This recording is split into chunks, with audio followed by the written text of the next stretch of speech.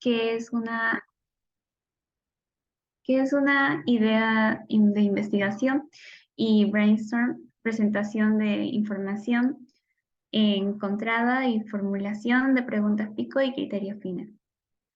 Bueno, hoy nos acompaña el ponente Edward Silvestre Changma Lara, el cual, bueno, es PAS fiscal de la Sociedad Científica de Estudiantes de Medicina de la Universidad Privada San Juan Bautista, PAS vicepresidente de la Sociedad Científica de Estudiantes de Medicina de la Universidad Privada San Juan Bautista, también es administrativo, Ministerio de Salud del Perú, también miembro de la Sociedad Hispana de Investigación Científicos, gerente titular de Infonder EIRL, diplomado en Administración y Gestión Pública, certificado en validación de instrumentos de medición documentaria, y bueno, y también miembro de Mars Social. Bueno, está aquí presente Eduardo. Ya podría iniciar con su ponencia. ¿Me confirma?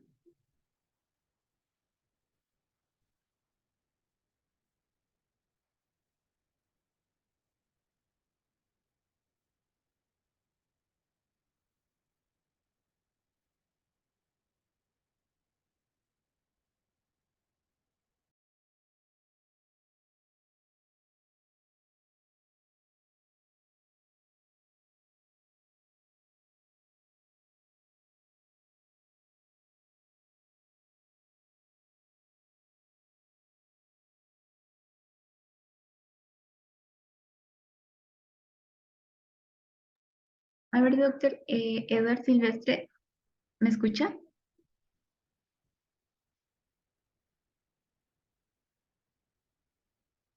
No se le escucha si su audio está apagado. A ver si me confirma.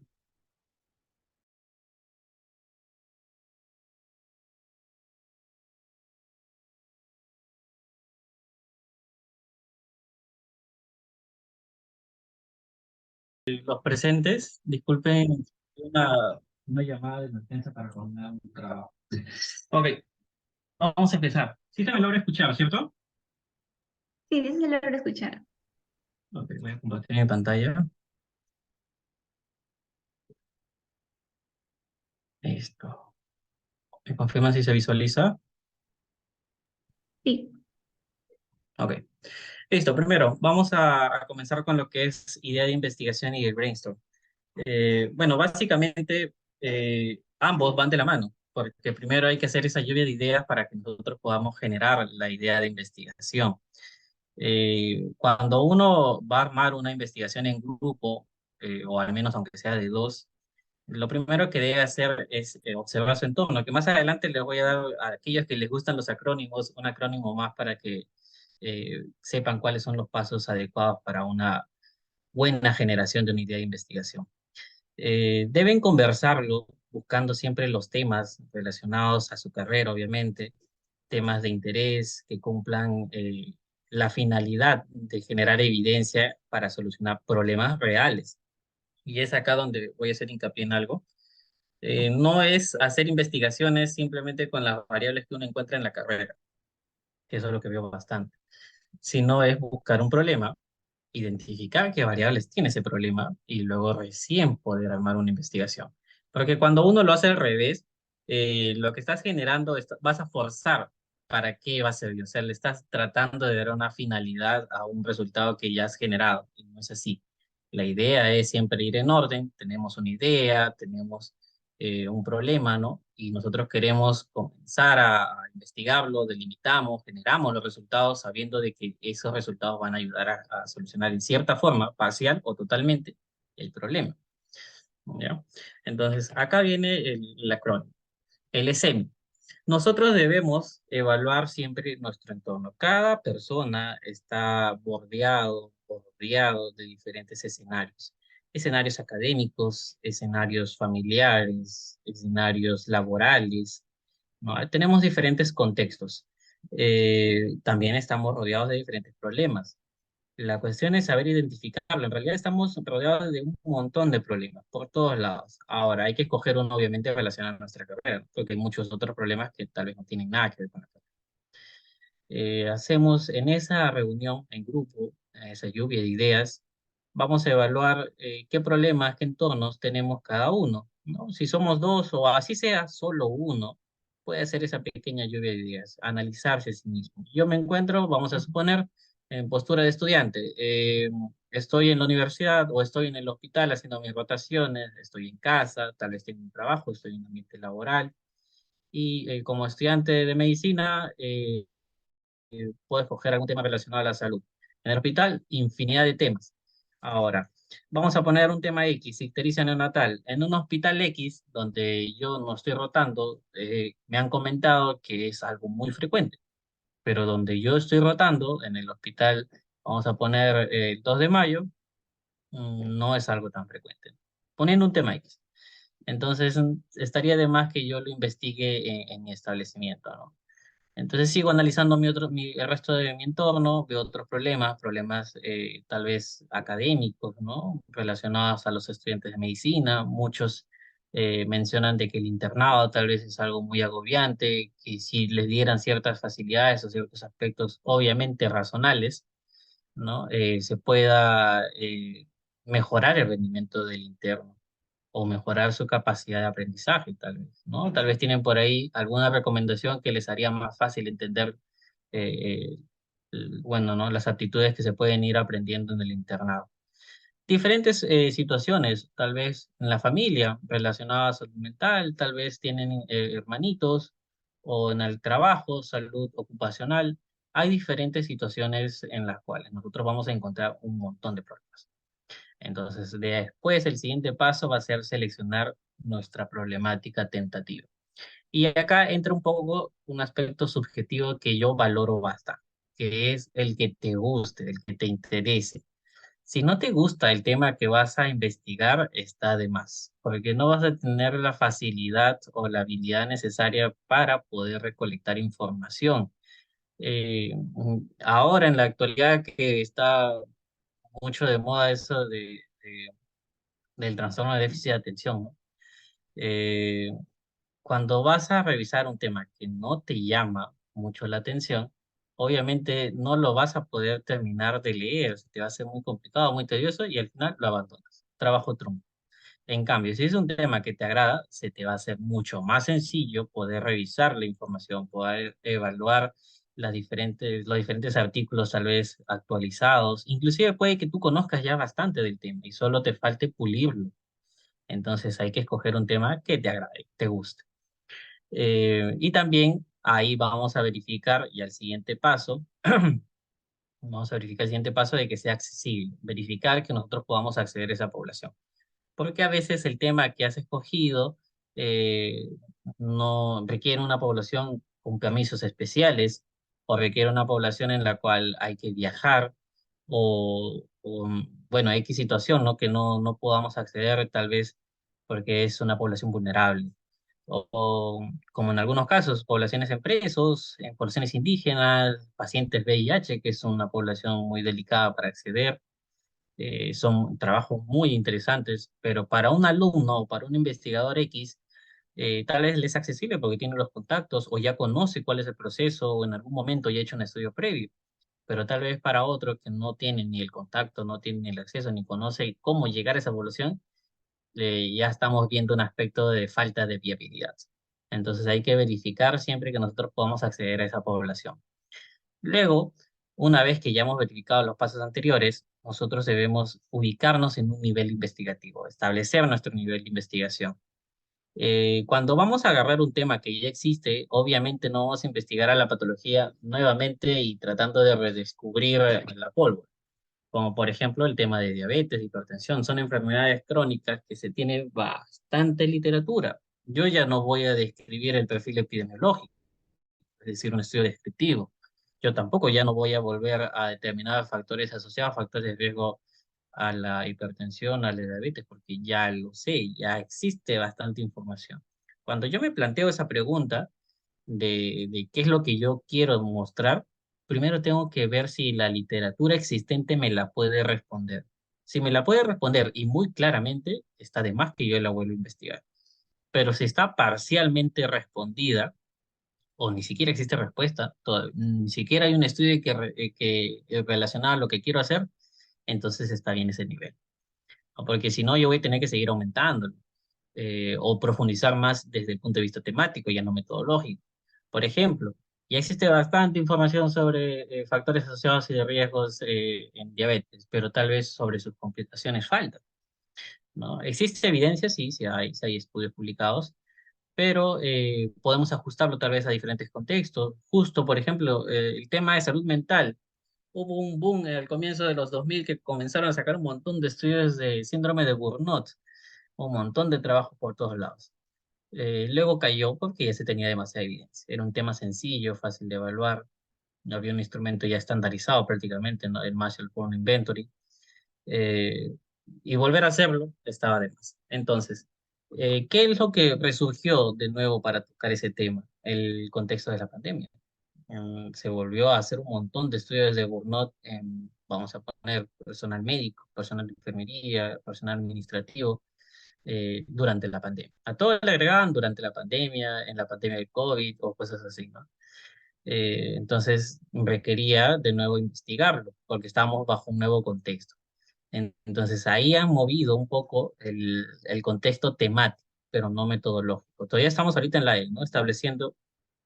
Estableciendo el nivel de investigación. Porque si estamos fuera de esos contextos muy particulares, sí hay que enfocarnos bastante en si ya tenemos la evidencia, entonces aumentar un nivel un poco mayor, ¿no? Por ejemplo, puedo hacer un estudio multivariado, tal vez multicéntrico, tratando de generar ya una evidencia más sintetizada, más precisa de todo el Perú, tal vez. Ya no lo voy a hacer en un centro de salud, ya no lo voy a hacer en un hospital, ahora lo quiero hacer en todo el Perú, haciendo un muestreo muy grande, un estudio más grande y con una estadística pesada, ¿no? Intermedia avanzada. Obviamente eso permite de que pueda hacer ese estudio en un tema que ya ha sido tocado, como lo que es la diabetes. Entonces va a depender bastante, porque nosotros muchas veces descartamos temas de investigación donde ya existe bastante literatura, pero tal vez yo puedo subir el nivel. Y obviamente tengo que verificar si tengo los recursos necesarios. Recursos teóricos, conocimientos, ¿no? Y también logísticos en muchos casos. Luego, tengo que yo establecer o mostrar mi forma de medir la variable. Y acá siempre regreso a la misma idea que una vez se planteó en una investigación anterior, ¿no? Con unos alumnos de psicología. Eh, Podemos relacionar la presencia de la envidia con la progresión personal, o sea, el desarrollo personal. Es algo que muchos por ahí en algún momento se han cuestionado, ¿no? Porque las personas que dicen, ¿no? Aquellos que son envidiosos no progresan. ¿Será científicamente cierto eso? Entonces ahí hay una pregunta de investigación, muy interesante inclusive, ¿no? Y ya con eso podríamos inclusive decir, ¿no? Tú por envidioso no vas a progresar. Justo salió una vez un comentario similar. Pero la pregunta es, ¿vamos a poder medir la envidia? La progresión personal tal vez sí, ¿no? A través de indicadores familiares, laborales, o tal vez ingreso económico, podría ser, ¿no? Establecer algún indicador para medir la progresión personal. Pero la envidia, ¿cómo la mediríamos? Es algo un poco complicado. Entonces, lo mismo sucede cuando vamos a hacer estudios en el área de medicina. Hace poco, hace 2 días, conversé con una alumna de maestría que estaba haciendo su trabajo para evaluar una optimización del tiempo de atención en un servicio de triaje. Pero el problema era que iba a poder medirlo, porque si bien la variable puede ser el tiempo, el indicador, ¿no? Los diferentes procesos que se dan en triaje, pero no iba a tener, el tema era una aplicación, ¿no? No iba a poder establecer una intervención en dicho establecimiento para optimizarlo y poder medir si había un impacto positivo o negativo con la nueva estrategia. Entonces, al final habría que reformular ese trabajo. Entonces, es importante, antes de comenzar a elaborar cualquier cosa, y este es un punto crítico, se podría decir el punto de no retorno, porque comienzan a avanzar y si no han establecido bien cómo se va a medir, no están seguros cómo se van a medir la variable, al final el trabajo va a andar medio chueco. Y llega al final, cuando no se dan cuenta que se puede medir, comienzan desesperadamente a modificar el proyecto tratando de ajustarlo y sale un Frankenstein. Y es ahí donde uno como asesor a veces revisa el documento y no tiene ni pies ni cabeza, ¿no? Entonces es importante esto, antes de que elaboren, estos pasos, por si acaso, es antes de que elaboren el proyecto, todavía están pensando, están en ese momento de la lluvia de ideas, de esa reunión en grupo, o a ustedes, ¿no? Autoexaminando su tema. Y una vez que ya han establecido esa forma de medir la variable, recién ver qué finalidad va a tener el trabajo, si por ahí va a tener alguna repercusión positiva o negativa. Obviamente debe tener positiva antes que negativa, pero debemos tener claro también si va a tener una repercusión negativa, porque hay temas que son un poquito delicados que puede afectar bastante la viabilidad del estudio. Ejemplo de ello, consumo de sustancias psicoactivas, o bueno, vamos a poner más claro, consumo de drogas tal vez, ¿no? En estudiantes de una universidad X. La universidad te va a autorizar a que publiques o hagas público cuánto es, si hay una buena proporción de estudiantes que consumen drogas en su universidad, un poco cuestionable, ¿no? O como hubo, no sé si alguno ya llevó las certificaciones de ética, ¿no? Si hay una población que tiene una enfermedad, efecto contagioso de transmisión sexual, vamos a poner, la gente no va a querer ir a ese lugar porque hay un estudio que dice que casi todos tienen esa patología. Entonces, al final estamos afectando socialmente a esa comunidad, tanto económica como social, ¿no? Porque la gente ya no va a querer asistir. Si es un lugar turístico, peor todavía, se van a asustar, ¿no? Entonces, hay que tener en cuenta eso, ¿no? ¿Qué repercusión positiva y negativa? Positiva casi siempre se nos va a resultar sencillo porque vamos a querer sacarle el mejor provecho al trabajo, ¿no? Para muchos puede ser hasta como un bebé, ¿no? Que van a querer verle todo lo positivo. En mi trabajo va a servir para esto, va a servir para lo otro. Entonces va a ser muy fácil decir lo positivo, pero lo negativo es la cuestión, ¿no? Y nosotros cómo vamos a combatir eso negativo, si lo podemos menguar un poco. ¿Ok? Ese es referente a los pasos de SEMI. Esa es una creación mía, ¿no? Por si acaso no lo van a encontrar en ningún lado. Es algo de unos 6 puntos, que hay una variación de 7 puntos, donde se establece un criterio más también importante. ¿Ya? Pero en sí son estos los 6 esenciales, ¿no? Para poder elaborar una buena idea de investigación y no estar por ahí que al final hay que estar modificándolo, cambiándolo. Si hacen esto en realidad, en mi experiencia ya me he dado cuenta que es muy poco probable. No es imposible porque nada es infalible, todo puede fallar, pero es muy poco probable de que podamos generar un trabajo de investigación que no, que sea inviable al menos, ¿no? Que cuando lleguemos a fase 2, es decir, el trabajo de investigación, nos quedemos sin piso para poder ejecutar la parte estadística. Porque desde un comienzo nosotros debemos establecer que el trabajo debe ser viable tanto en papel, que es el proyecto, como en el campo, que va a ser cuando ya recolectemos los datos, que ya tengamos la parte estadística y poder hacer una adecuada interpretación con sus discusiones y todo lo demás. Entonces, es importante establecer eso desde un comienzo. La idea que tienen muchos docentes a veces, y es un error que estoy tratando de combatir por todos lados, es seguir la clásica estructura de primero capítulo 1, luego capítulo 2, capítulo 3 y así sucesivamente. Eso está bien para el documento, pero lo más importante es el capítulo 4, el capítulo 3 y el capítulo 4, que suele ser variables y metodología, ¿no? Para la gran mayoría de universidades. Si eso no se establece bien desde un comienzo, han redactado el capítulo 1, que está la formulación, planteamiento del problema, a veces texto extenso, y en especial las bases teóricas y los antecedentes, que a veces suele tomar varias páginas de texto, ¿no? Estar escribiendo, escribiendo, llegas al capítulo 4, capítulo 3, y no se puede medir como tal, o no se puede hacer el proyecto, es inviable. Al final, a reestructurar todo, y han trabajado por las puras, porque hay que rehacerlo todo. Entonces, esto se debería enseñar en realidad desde un comienzo, el que se establezca una buena forma de evaluar. un título de investigación, una propuesta de investigación, y no estar avanzando tan paramétricamente el capítulo uno 2 3 y así sucesivamente. Ok. ¿Hasta ahí tienen alguna consulta antes de empezar ya con los criterios FINER y la técnica PICO? Vamos a ver en el chat. Creo que veo un foro. ¿Cómo es esto? A ver, listo. ¿Alguna consulta? Antes de continuar, al menos me gustaría que levanten sus manitos desde el Meet. Si alguno de ustedes ya ha desarrollado algún trabajo o proyecto de investigación, sea de forma particular o sea a través de, de sus sociedades o de la universidad, de un curso. ¿Se puede ver alguien que levante su manito? ¿Nadie ha elaborado nada o no me están escuchando?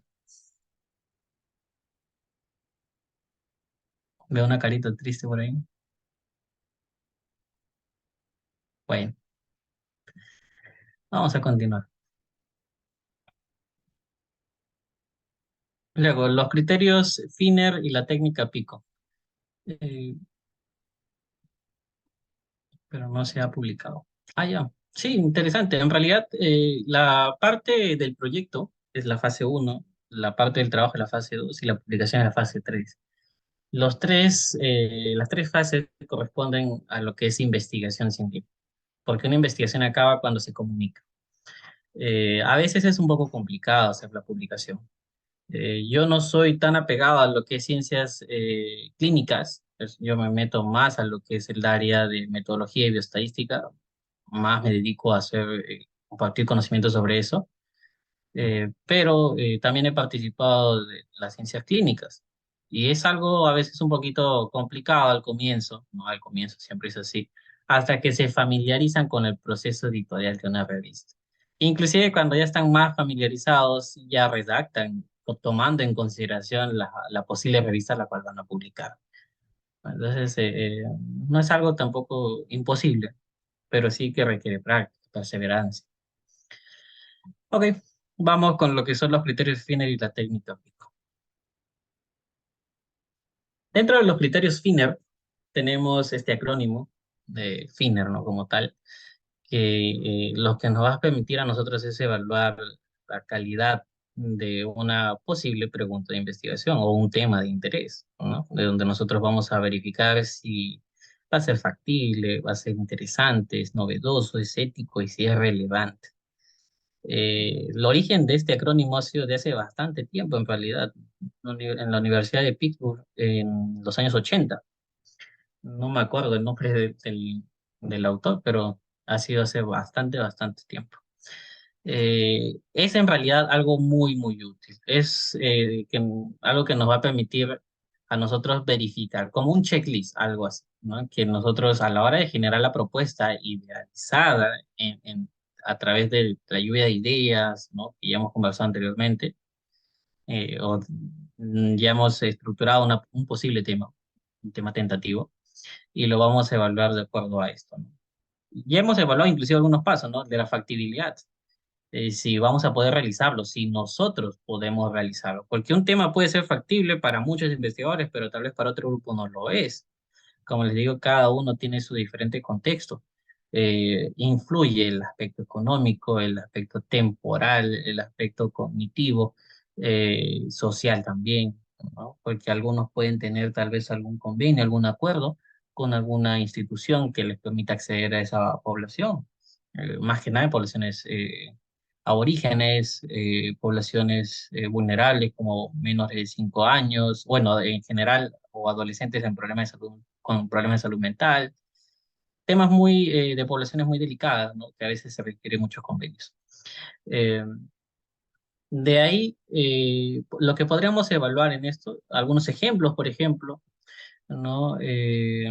Un tema X, el uso de algún fármaco para la prevención de alguna complicación cardiovascular, vamos a poner, o de enfermedades de hipertensión arterial en adultos mayores, ¿no?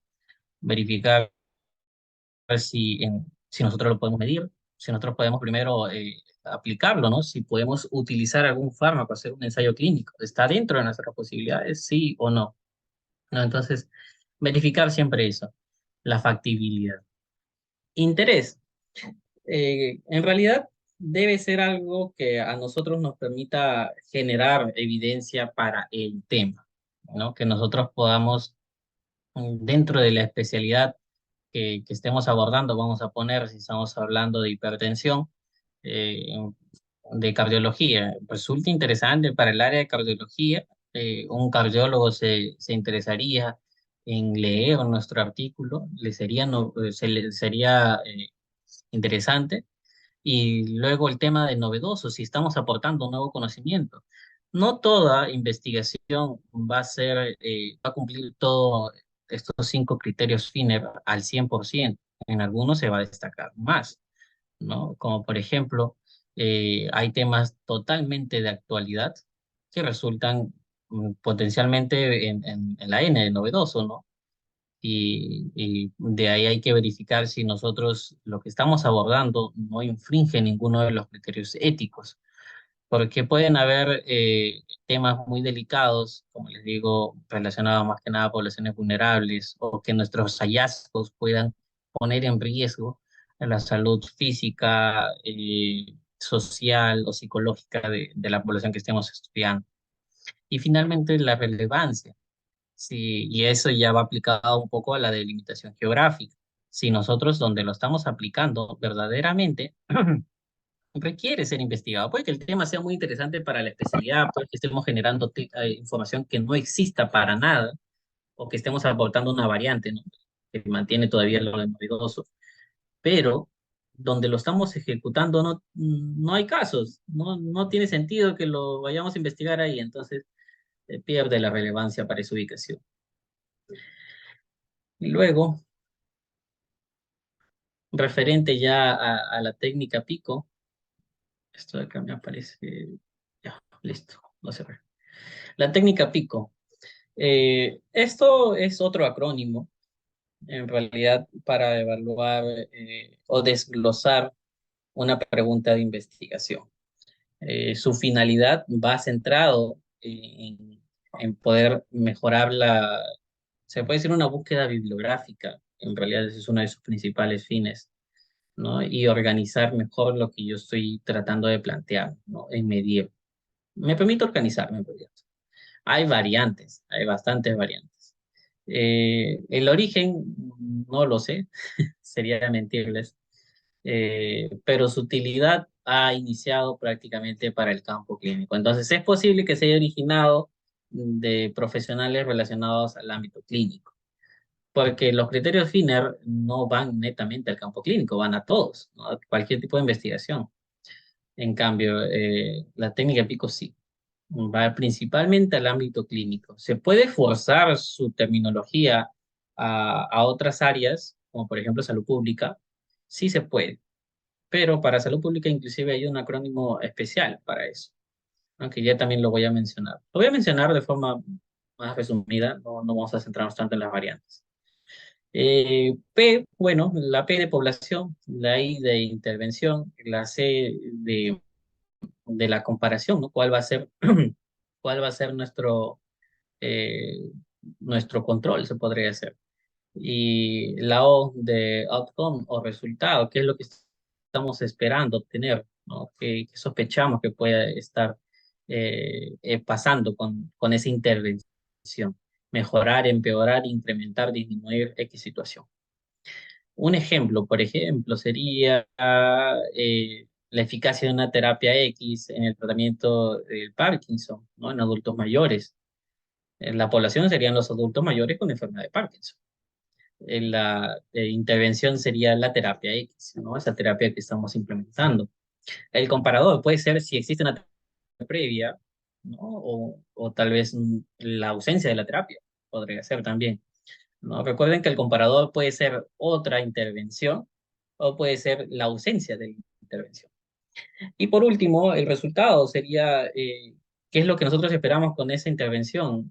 La mejoría clínica o la mejoría de la calidad de vida, tal vez, ¿no? De este paciente con enfermedad de Parkinson. Ahora, teniendo todo eso, nosotros ya podemos elaborar inclusive nuestros algoritmos de búsqueda. Eso es importante. La pregunta pico, si bien es algo que yo no estoy de acuerdo del uso en todo, porque hay variantes, sería mejor utilizar cada una de sus variantes. Lo que sí nos permite a nosotros es organizar bien nuestras preguntas de búsqueda. Por ejemplo, si nosotros quisiéramos buscar en PubMed, podríamos armar nuestro algoritmo considerando la terapia X si existiera, ¿no? O nosotros le ponemos el término, o simplemente terapia o intervención terapéutica, y de ahí podríamos agregar el AND, ¿no? Recuérdense los operadores booleanos, y la siguiente que sería la enfermedad, tal vez, ¿no? La enfermedad de Parkinson, o en inglés, tal vez todo el algoritmo, ¿no? Podríamos agregar la población, ¿no? Le ponemos ANT y adulto mayor o elderly, y de ahí podría ser ANT y nuestro outcome, pues, ¿no? La calidad de vida o quality of life, tal vez, si lo estamos hablando en inglés. Y así sucesivamente con otras situaciones, ¿no? Relacionadas al área de la salud, desde el punto de vista clínico. Entonces, como vemos, la pregunta pico tiene un buen potencial para ayudarnos a buscar información. Si nosotros podemos responder nuestro tema, nuestra pregunta, con esa búsqueda bibliográfica, entonces hay que ver qué es lo que falta. Y es ahí donde, como les digo, regresamos, ¿no? Regresamos aquí a establecer nuestro nivel de investigación dentro del diseño. Entonces, esto de acá en realidad abarca muchas cosas, ¿ah? Eh, entonces, el siguiente, vamos a ver, vamos a hablar un poquito de las variantes. Hay variantes como el Picot, ¿no? Que considera la T del tiempo, ¿no? O inclusive para otros autores lo consideran no de tiempo, sino T de la duración del estudio o T inclusive de tipo de investigación. Eso del T del tipo de investigación lo he visto más en estudios de revisión, ¿no? Cuando vas a tratar de responder una pregunta clínica a través de una revisión bibliográfica, en estudios como, por ejemplo, revisiones sistemáticas, ¿no? Donde se presenta toda esa evidencia de otros investigadores, los organizas, qué población ha trabajado, qué intervención, cuáles han sido sus resultados y tal es el tipo de investigación, ¿no? Para que nosotros podamos entender qué evidencia está aportando. Otra variante, y esta sí es algo que en realidad yo le recomendaría, porque la gran mayoría de estudiantes no hace, al menos en pregrado, no lo hace un estudio clínico, sus investigaciones.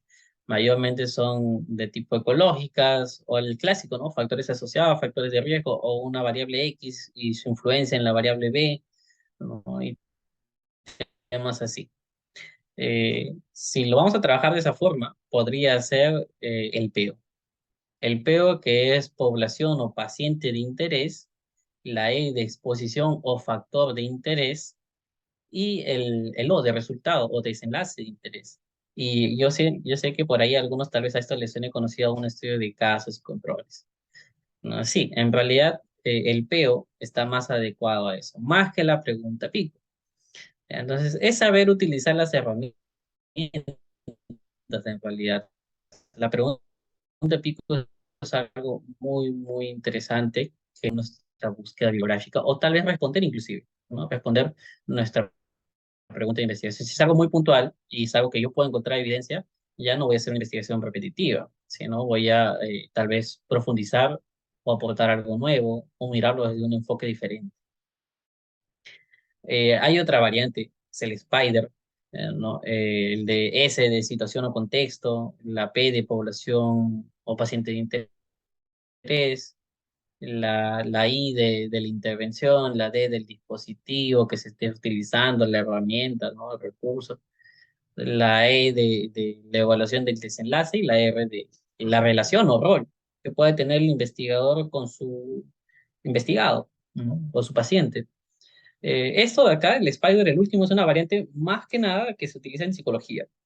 Pero si hablamos de medicina, más es la pregunta PICO. La pregunta PICOTS, que es yo lo veo más para estudios o longitudinales o estudios de revisiones sistemáticas, y el PEO, que lo veo más para estudios retrospectivos, tal vez, ¿no? Estudios donde queremos ver tal vez factores asociados, factores de riesgo, ¿no? ¿Ya? Ok, ¿Hasta ahí tienen alguna consulta?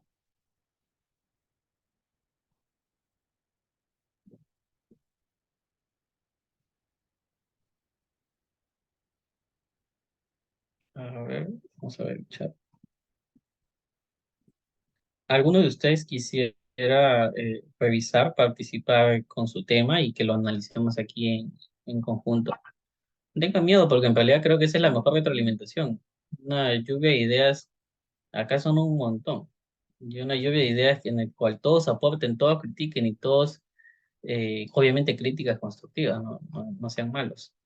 Eh, Siempre se debe aplicar la pregunta pico en cada investigación o se puede usar la fina. Son diferentes, no es lo mismo. El pico es para nosotros estructurar nuestra pregunta, ¿no? Organizarnos mejor, mientras que el finer lo evalúa. El finer va a permitirnos a nosotros, a ver, vamos a regresar acá está finer, nos va a permitir a nosotros evaluar diferentes criterios, estos 5 criterios de lo que nosotros estamos proponiendo, mientras que la pregunta pico no lo evalúa, la pregunta pico más bien organiza para que nosotros podamos ver si lo podemos responder a la primera. Si nosotros llamamos acá una pregunta de investigación en base a estos criterios de búsqueda, lo ponemos en los metabuscadores, puede ser Padmen, puede ser Scopus, o ya el más común, ¿no? Google Scholar, que también se permite, eh, y lo respondemos, básicamente ya la investigación está terminada, excepto que nosotros, o sea, si lo respondemos con, por ejemplo, que incluye la población, la intervención, el comparador y el resultado, igualito con lo que nosotros estamos proponiendo, ya está respuesta, pues, ¿no? Pero si hay con otras poblaciones, con intervenciones similares, entonces significa que está parcialmente respuesta. Ahora, si no encontramos nada de nada, ahí sí significa que nuestro tema es un trabajo potencialmente novedoso, porque no tenemos nada, hay que generarlo más bien nosotros, ¿no? Y generarlo desde cero.